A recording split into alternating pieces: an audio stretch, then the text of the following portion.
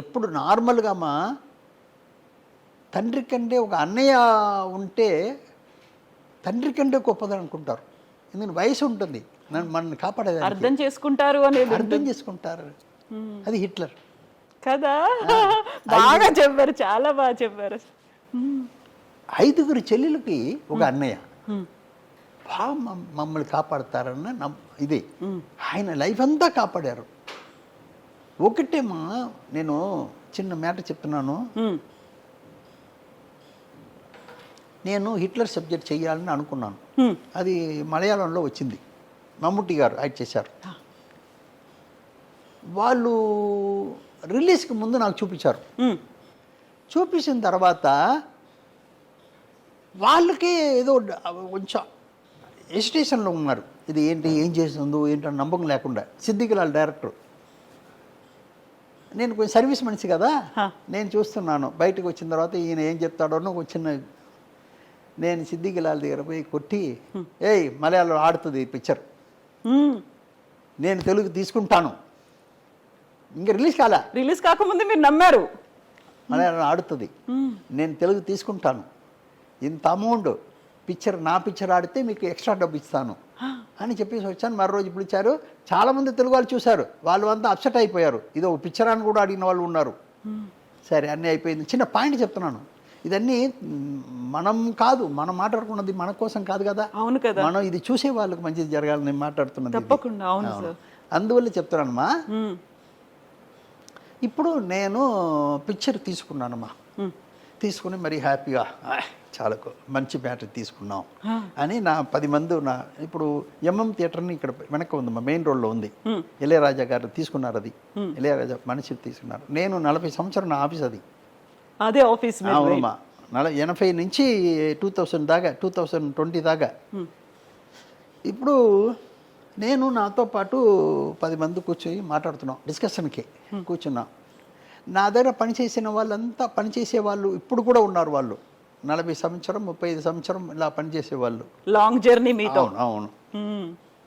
ఇప్పుడు మాకు అందరికీ టీ బిస్కెట్స్లు పెడుతున్నాడు బాయ్, మా ఆఫీస్ బాయ్. పెడుతూ నా దగ్గర పెట్టేటప్పుడు పక్కన వచ్చి, ఈ తెలుగులో ఇది ఆడదండి,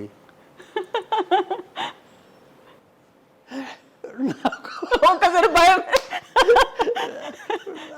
తెలుగులో ఇది ఆడదండి అన్నాడు. నా రియాక్షన్ సరి చేసుకున్నాను. సరే ఏంటయ్యా మీరేంటి, అది ఇది అది ఇది వాళ్ళని మాట్లాడించి వాళ్ళని పంప్ చేశాను.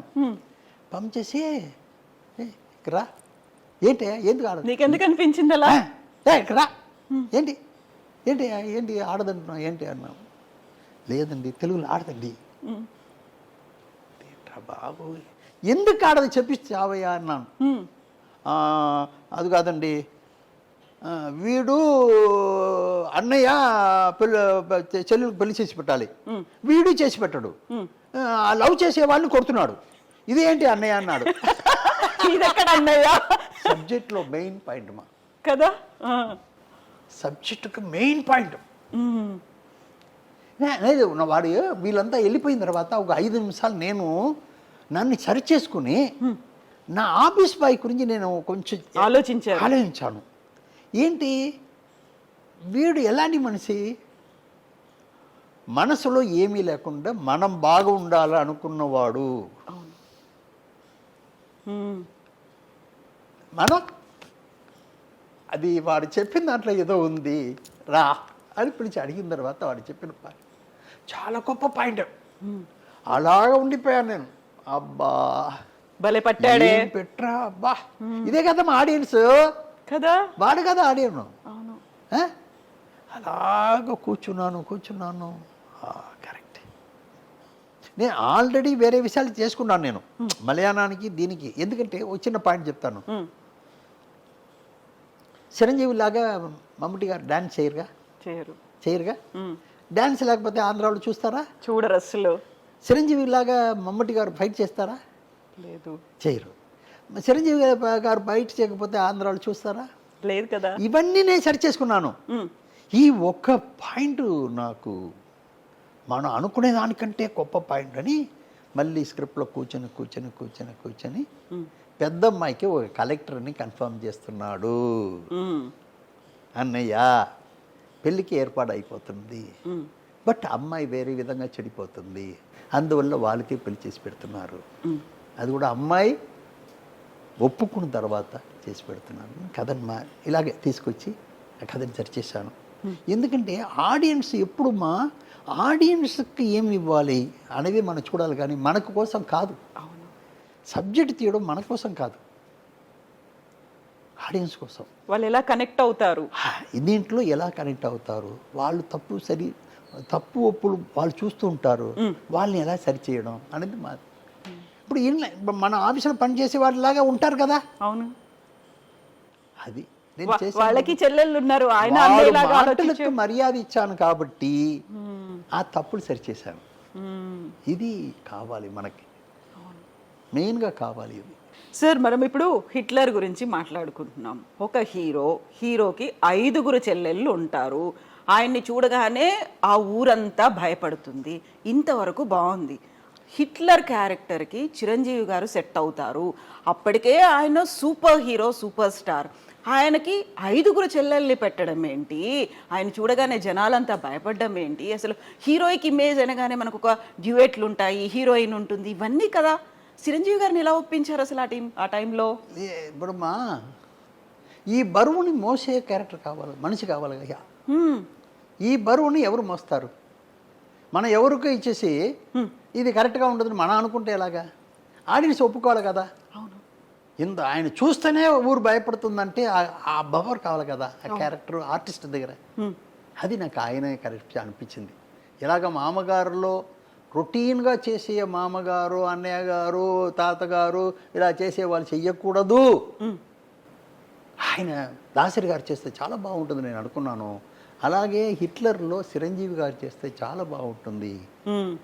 చిరంజీవి గారిని నేను ఆల్రెడీ 93 నేను డబ్ చేశాను, తమిళ్లో ఆరణి మంటలను ఒక పిక్చర్ డబ్ చేశాను. ఎందుకంటే తెలుసు ఆయన గురించి నాకు, మళ్ళీ ఆయన గురించి తెలిసి ఉంటుంది కదా. నేను ఎక్కువ చేసింది తెలుగు పిక్చరే, ఎడిటింగ్ ఎక్కువ చేశాను.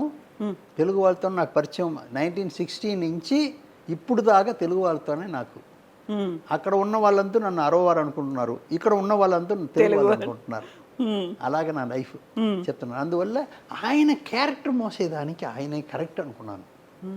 ఎందుకంటే ఊరు భయపడుతుంది, అదర్ హీరోస్ భయపడుతున్నారు, అదర్ మనుషులు భయపడుతున్నారు అంటే దానికి ఒక గంభీరం కావాలి కదా. ఆయన వస్తేనే అది ఉండాలి కదా. అది ఆయన దగ్గర నేను ఆయన చెప్పి ఒప్పించాను. నేను ఇది మీరు చేస్తేనే బాగుంటుందండి, మీరు చెయ్యని చెప్పి ఆయన కూడా ఉన్న డౌట్ని చిన్న క్లియరెన్స్ ఇచ్చి తర్వాత చేయించాను. ఆయన బ్రహ్మాండంగా చేశారు. అది ఎలాగ ఆడిందని మనం చెప్పవలసిన పని లేదు, అది మీకే తెలుస్తుంది. అంతటి సినిమాలో కూడా కామెడీని పెట్టి హిట్ లర్ అనుకుంటూ వెళ్ళే క్యారెక్టర్ అసలు సుధాకర్ అందులో అదేమా. ఇప్పుడు ఒక్కొక్కటికి ఏంటంటే ఆర్టిస్ట్ని ఫిక్స్ చేయడంలోనే ఉంది, అది మెయిన్. ఆర్టిస్ట్ ఫిక్స్ చేయడంలో ఉంది. ఇప్పుడు నేను ఒక చిన్న ఉదాహరణ చెప్తున్నాను. మమ్ముట్టి గారు వచ్చి ఇప్పుడు ఆయన పిక్చరే కొన్నాను, హిట్లర్ అన్న మలయాళం పిక్చరే కొన్నాను. ఇప్పుడు మమ్ముట్టి గారు డాన్స్ బ్రహ్మాండంగా చేస్తారా? లేదు కదా. లేదు. ఫైట్ బ్రహ్మాండంగా చేస్తారా? చేస్తారు, యావరేజ్గా చేస్తారు. బట్ చిరంజీవి గారు డాన్స్ బ్రహ్మాండంగా చేస్తారు, ఫైట్ బ్రహ్మాండంగా చేస్తారు. ఇది 2 లేకపోతే తెలుగు వాళ్ళు చూస్తారా? లేదు కదా. బట్ దానికోసం కథ మారిస్తే తప్పైపోతుంది. అవును, దానికోసం వేరే రంబాన్ క్యారెక్టర్ని పెట్టి ఆవిడ ఇమాజినేషన్లో తీసుకెళ్ళాను, కానీ కథని మార్చాల, క్యారెక్టర్ని నేను చెడపల. క్యారెక్టర్ చెడపకుండానే బట్ ఆడియన్స్కి ఇవ్వాల్సింది ఇచ్చాను, క్యారెక్టర్ చెడపకుండా చేశాను. ఇది స్క్రిప్ట్లో కూర్చొని చేసిన పని. అది నా అనుకున్నాను, అది పర్ఫెక్ట్గా వచ్చింది. ఆయన బాగా హెల్ప్ చేశారు నాకు. హబీబీ సాంగ్ ఇప్పుడు దాకా ఎవరు మరవలేరు కదా. అందువల్ల అవన్నీ మన చెప్పే విధానం ఉంది. మీరు ఒకటే ఆడియన్స్కి మర్యాద ఇవ్వాలి, వేరే ఎవరికి ఇస్తున్నారో లేదన్నది పక్కన పెడదాం. మనం ఎవరి కోసం పిక్చర్ తీస్తున్నాం? ఆడియన్స్ కోసం. వాళ్ళకి మర్యాద ఇస్తే డెఫినెట్గా మనకు వాళ్ళు మర్యాద మీన్స్ డబ్బు రూపంలో ఇస్తారు. అలా హిట్లు అవుతాయి, కలెక్షన్స్ వస్తాయి, అది రికార్డులు వస్తూ ఉంటాయి. అవునమ్మా, అది వేరే లేదు. వంట చేసే వాళ్ళు తినేదానికోసం వంట చేయట్లేదు, అందరూ తినేదానికోసం. వంట చేసే వాళ్ళు తినేదానికి వంట చేస్తున్నది లేదు కదా. లేదు. అది మీద వాళ్ళంతా బాగా తినాలని చెప్పి చేస్తున్నది. అలాగే మనం ఆడియన్స్ మర్యాద ఇవ్వాలి. మనం వాళ్ళ కోసం చేస్తున్నాం. ఇప్పుడు ఒక చిన్న పాయింట్ చెప్తున్నాను, మంచి పాయింట్ అడిగారు కాబట్టి చెప్తున్నాను, ఇవన్నీ తెలుసుకోవాలని చెప్తున్నాను. నాకు సత్యజిత్ రాయ్ గారు పిక్చర్ బ్రహ్మాండంగా నచ్చుతుంది. యాజ్ ఎ టెక్నీషియన్ ఫెస్టివల్ నేను చూడండి, ఫెస్టివలే లేదు, ఎక్కడ ఉన్నా వెళ్ళిపోతాను నేను. అన్ని పిక్చర్ చూస్తాను, ఎంజాయ్ చేస్తాను.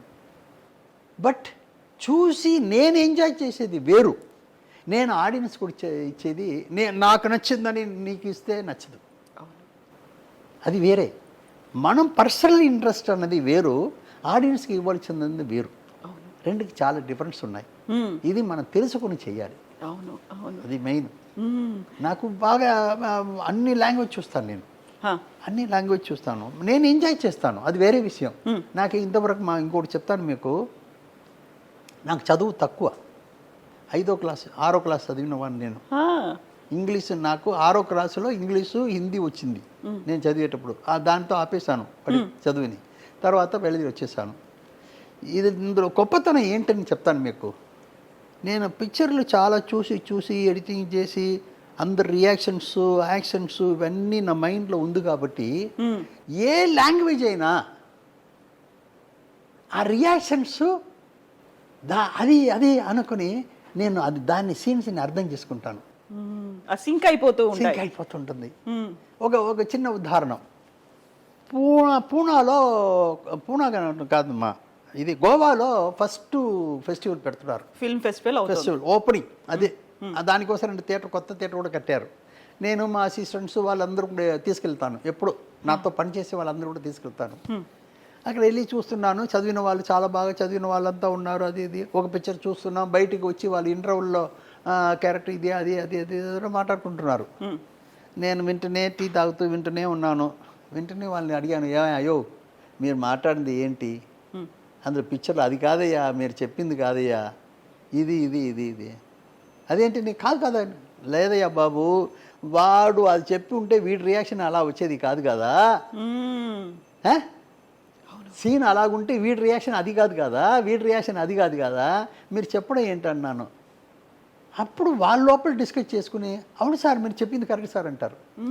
అవును, అంతే కదా. ఎమోషన్స్ని అర్థం చేసుకోవాలి మనం, లాంగ్వేజ్ తెలియకపోయినప్పటికీ కూడా. మీరు ఏ లాంగ్వేజ్ని ఎంజాయ్ చేయొచ్చు. ఇది ఏంటి మ్యాటరు, కథ ఇది, దీంట్లో సీన్స్ ఇలా జరుగుతుంది అని మనం ఎంజాయ్ చేసుకుంటే ఏ లాంగ్వేజ్ అయినా ఎంజాయ్ చేయొచ్చు. నిజం. ఒకటిమ్మా, దేవుడు లాంగ్వేజ్ని పఠించాడా? దేవుడు మీకు లాంగ్వేజ్ని చెప్పాడా? ఇది మీ తెలుగు నేర్చుకో, అరవ నేర్చుకో, అది లాంగ్వేజ్ మనం పెట్టింది. అవును. రియాక్షను మనం పెట్టుకో, ఒంట్లో ఇది ఏంటమ్మా యాక్షన్స్, ఇది ఉంది కదా, ఎమోషన్స్ దేవుడిచ్చింది. బట్ లాంగ్వేజ్ ఆయన ఇవ్వాల, మీరు పెట్టుకుంది. ఎమోషన్స్ మీరు తీసుకుంటే ఆటోమేటిక్లీ అన్నీ అర్థమైపోతుంది. ఏ లాంగ్వేజ్ అయినా పర్వాలేదు. అర్థమైందా మీకు? అర్థమైంది. లాంగ్వేజ్ మనం పెట్టింది, మనం ఇది లాంగ్వేజ్ ఇలా ఆ ఏరియాలో ఒక్కొక్క లాంగ్వేజ్ పెట్టుకున్నారు. బట్ ఎమోషను, రియాక్షన్స్ అన్నీ దేవుడిచ్చింది. అది అందరికి ఒకటే. ఏడుపు వచ్చేటప్పుడు ఎవరైనా నవ్వుతాడా? వేరే లాంగ్వేజ్లో ఉన్నవాడు నవ్వు వచ్చేటప్పుడు ఏడుస్తారా? లేదుగా. అదన్నీ జీవితం మొత్తం ప్రపంచంలో ఉన్న అందరికి ఒకటే. అవును, ఒకటేనా? ఒకటే. లాంగ్వేజ్ మనం పెట్టింది, అందువల్ల ఇవన్నీ అర్థం చేసుకోవడం చాలా ఈజీ. నిజమే.